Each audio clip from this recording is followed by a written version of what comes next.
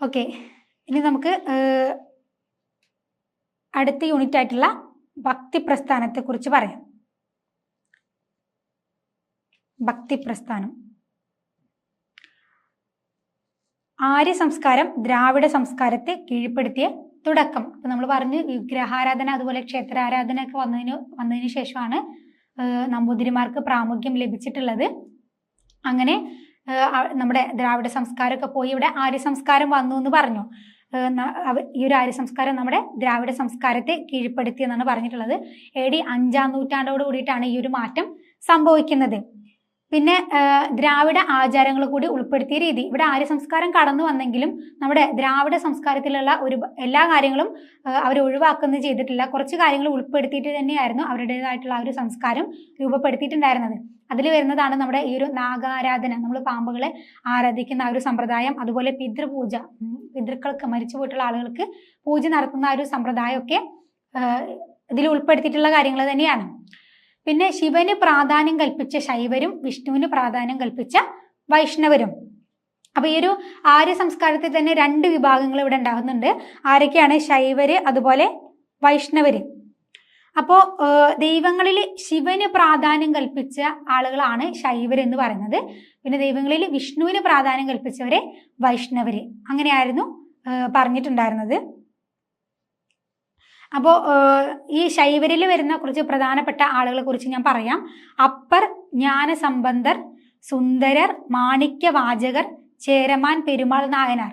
ഇവരൊക്കെയാണ് നമുക്ക് ശൈവരിൽ പ്രധാനപ്പെട്ട ആളുകളായിട്ട് വരുന്നത്. പിന്നെ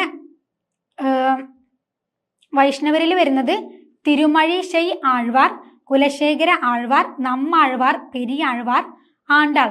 ചേര രാജാവായിട്ടുള്ള കുലശേഖര ആഴ്വാറൊക്കെ വൈഷ്ണവ ഭക്തനായിരുന്നു.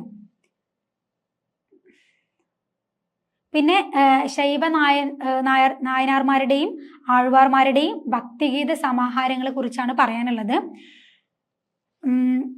തിരുമുറൈകൾ എന്ന് പറയുന്നത് ശൈവരുടെ ഭക്തിഗീതമായിരുന്നു. പിന്നെ 4000 പ്രബന്ധം.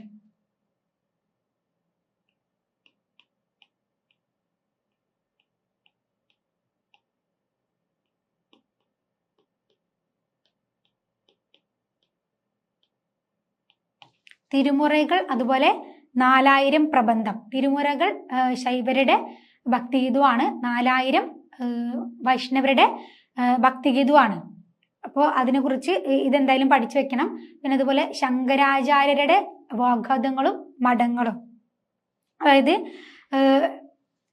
ശങ്കരാചാര്യര് ഈ ഒരു നമ്മുടെ ഈ ഒരു ആര്യ സംസ്കാരത്തെ കുറിച്ച് ഒരുപാട് കാര്യങ്ങൾ പറഞ്ഞിട്ടുണ്ട്. അതിലൊന്നാണ് ആത്മാവും ബ്രഹ്മവും ഒന്നാണെന്ന അദ്വൈത ചിന്ത. അത് അദ്ദേഹമാണ് കൊണ്ടുവന്നിട്ടുള്ളത്.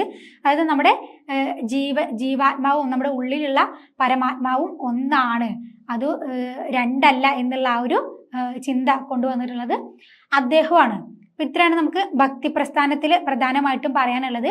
ഇതിൽ തന്നെ നമ്മൾ പറഞ്ഞു ദ്രാവിഡ സംസ്കാരത്തെ ആര്യ സംസ്കാരം കീഴ്പ്പെടുത്തി. അതിനുശേഷം ദ്രാവിഡ സംസ്കാരത്തിലുള്ള കുറച്ച് രീതികൾ കൂടി ഉൾപ്പെടുത്തിയിട്ടാണ് അവരുടെ സംസ്കാരത്തെ ഉണ്ടാക്കിയിട്ടുള്ളത് എന്ന് നമ്മൾ പറഞ്ഞു. അതിന് നാഗാരാധന, പിതൃപൂജ എന്നുള്ളത് ഉദാഹരണമായിട്ട് പറയാം. പിന്നെ വരുന്നത് ശൈവര് അതുപോലെ വൈഷ്ണവര് എന്ന് പറയുന്ന ആ ഒരു വിഭാഗം. പിന്നെ ശങ്കരാചാര്യര്, പിന്നെ അവരുടെ ഭക്തിഗീതങ്ങൾ. ഇതൊക്കെയാണ് ഈ ഒരു യൂണിറ്റിൽ പ്രധാനമായിട്ടും പറയാനുള്ള കാര്യം. ജാതി വ്യവസ്ഥ വേണ്ടേ? ഭക്തി പ്രസ്ഥാനത്തില് ജാതി വ്യവസ്ഥ ഉൾപ്പെടുന്നില്ല. നമ്മൾ ഇനി വരുന്ന യൂണിറ്റുകളിൽ ഇത്തരത്തിലുള്ള ജാതി വ്യവസ്ഥകളെ കുറിച്ച് പറയുന്നുണ്ട്.